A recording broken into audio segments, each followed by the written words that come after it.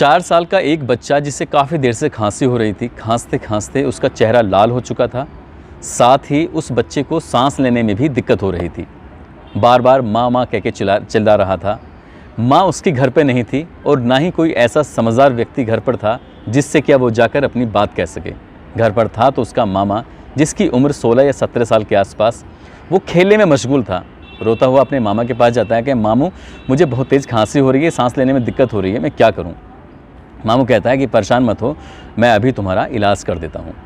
मामू घर में आता है और गेहूं के अंदर जो कीटनाशक रखा हुआ था उस कीटनाशक को निकालता है, पानी में घोलता है और सिरप वाली शीशी के अंदर डालकर कहता है इसे पूरा पी जाओ, इसके बाद कभी भी तुम्हें खांसी नहीं आएगी, बिल्कुल ठीक हो जाओगे।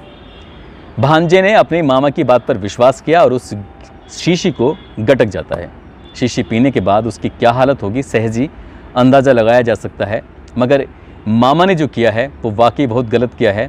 और किस बात के लिए? एक छोटी सी रिक्वायरमेंट, छोटी सी ज़रूरत पूरी ना होने की वजह से उसने इतना बड़ा कदम उठा दिया। आज की कहानी जो मैं आपको सुनाने जा रहा हूँ, ये कहानी का महज छोटा सा पार्ट है।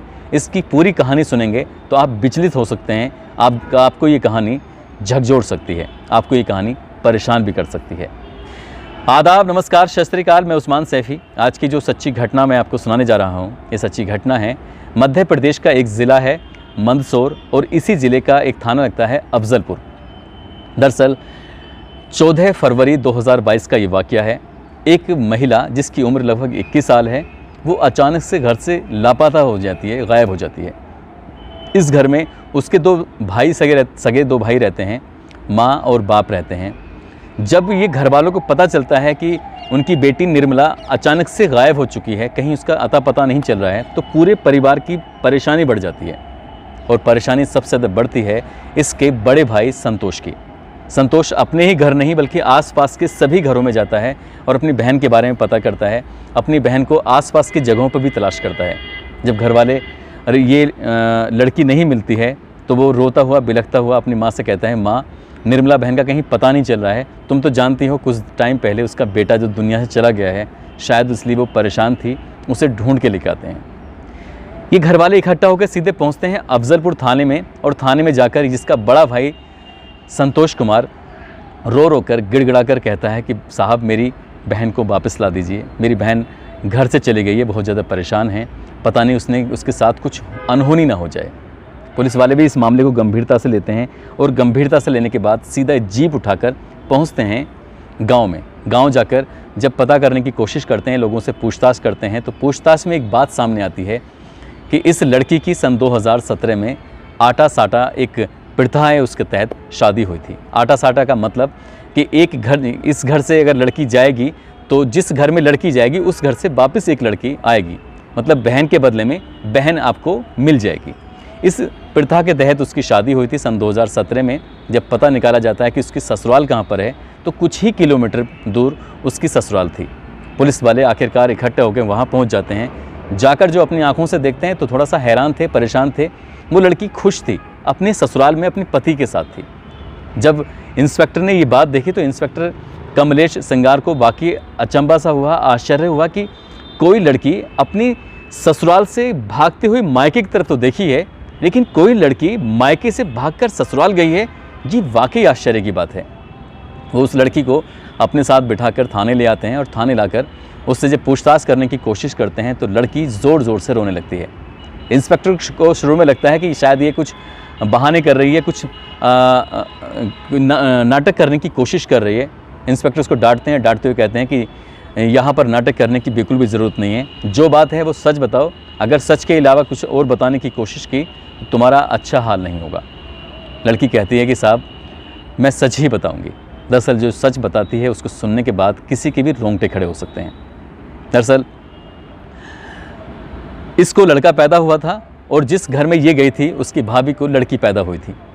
यानी कि अपने ही घर में जब उसके बड़े भाई के बेटी पैदा होती है तो उसे अपनी पत्नी से बिल्कुल भी प्रेम नहीं रहता, प्यार नहीं रहता, और बेटी पैदा होने की वजह से वो अपनी ही पत्नी को घर से भागा देता है।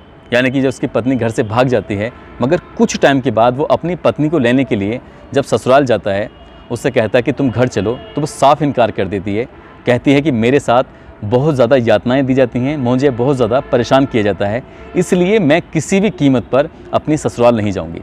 जब संतोष की बीवी अपनी ससुराल नहीं आ रही थी तो संतोष को गुस्सा आता है और गुस्सा आने के बाद वो अपनी बहन का हाथ पकड़ता है, कहता है कि मैं अपने साथ इसको लेके जा रहा हूँ, जब मेरी पत्नी आएगी तब मैं इसको वापस भेज दूँगा। बस ये कहकर चला आता है और उसके बाद जो होता है तो शायद वो नहीं होना चाहिए था। करीब करीब 1 साल तक वो लड़की ठीक ठाक अपने भैया के, अपनी माँ के, अपने पिता के साथ रह रही थी, मगर कुछ दिन के बाद उसका जो बड़ा भाई संतोष है, यानी कि अपनी ही सगी बहन को वो अपने साले की बीवी की नज़र से देखने लगा था। और जब वो नहाती थी, जब वो अपने घर में अकेली होती थी, तब अपनी ही सगी बहन पर वो गंदी नज़र रखता था।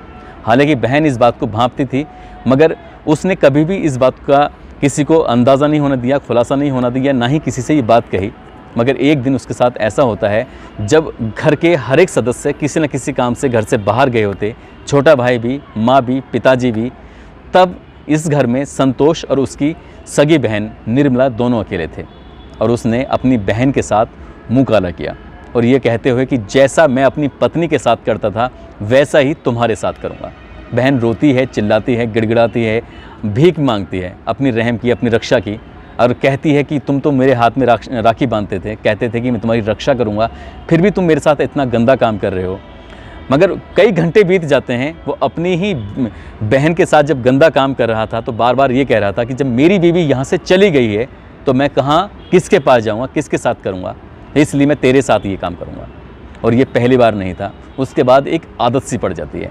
जब उसका मन करता था, जब भी वो अपने घर में कुछ अकेलापन देखता था, घर में कोई नहीं होता था, तब वो सगा भाई अपनी ही बहन के साथ वो गंदी हरकत करता था, वो गंदे काम करता था। ऐसे करते करते लेकिन अब कोशिश ये रहती थी कि वो लड़की ज़्यादा से ज़्यादा समय अपनी माँ के साथ बिताती थी।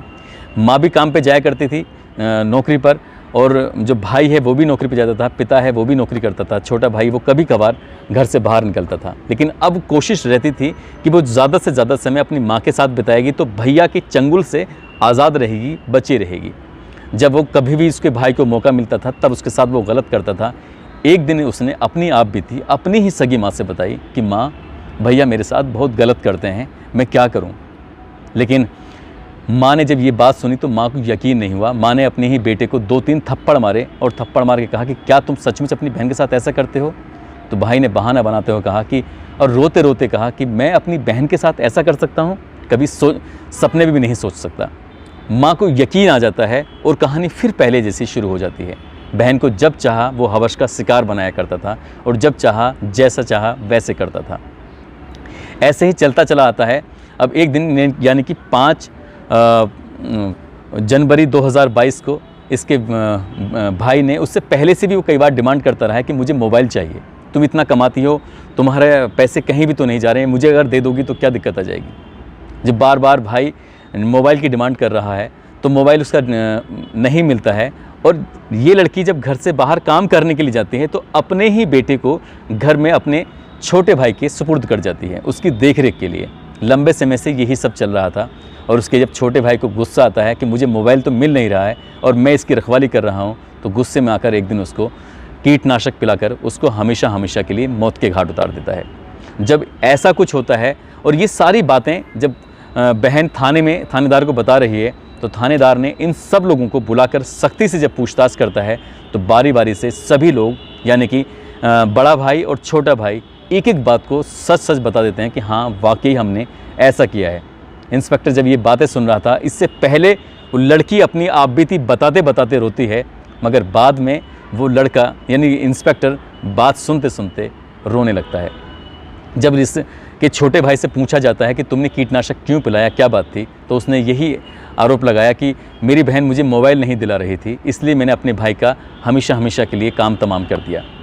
और दिलचस्प बात यह भी है कि जब ये घटना 5 जनवरी की थी तो इसको खोलने में इतना टाइम क्यों लगा, क्योंकि जब ये 5 जनवरी को इस बच्चे की मौत हो जाती है मंदसौर के ज़िला अस्पताल के अंदर, तो डॉक्टर कहते हैं इसका पोस्टमार्टम किया जाएगा। यदि पोस्टमार्टम होगा तो ही सही है, क्योंकि ये बात उसके ससुराल तक पहुंच जाती है। ससुराल वालों ने आके हंगामा किया और हंगामा करते हैं, तब जाकर उसका पोस्टमार्टम कराया जाता है। पोस्टमार्टम से खुलासा होता है कि इसने कीटनाशक पिया था जिसकी वजह से इसकी मौत हुई है। और जब पुलिस वाले उस दिन की 5 तारीख की घर में कौन कौन था। जब ये घटना हुई थी तो पता चलता है कि मामा भांजे दोनों अकेले थे। जब मामा से सिर्फ तुक्का मार के सख्ती से पूछा जाता है तो वो अपना जुर्म कबूल कर लेता है। बड़ा भाई भी जुर्म कबूल कर लेता है। दोनों के विरुद्ध गंभीर धाराओं में मुकदमा दर्ज कर लिया गया है। दोनों को ही गिरफ्तार करके जेल भेज दिया गया है। जो इंस्पेक्टर हैं जिनका नाम है कमलेश संगार, वो कहते हैं कि अगले 20 दिन के अंदर इस पूरे प्रकरण की चार्जशीट दाखिल कर दी जाएगी। दोनों को कम से कम समय में सज़ा दिलाने की पूरी कोशिश की जाएगी। वो कहते हैं कि मैंने अपने जीवन काल में ऐसा क्रूर कृत्य कभी नहीं देखा है। इन आरोपियों को किसी भी कीमत पर बख्शा नहीं जाएगा। यही पुलिस की कोशिश है।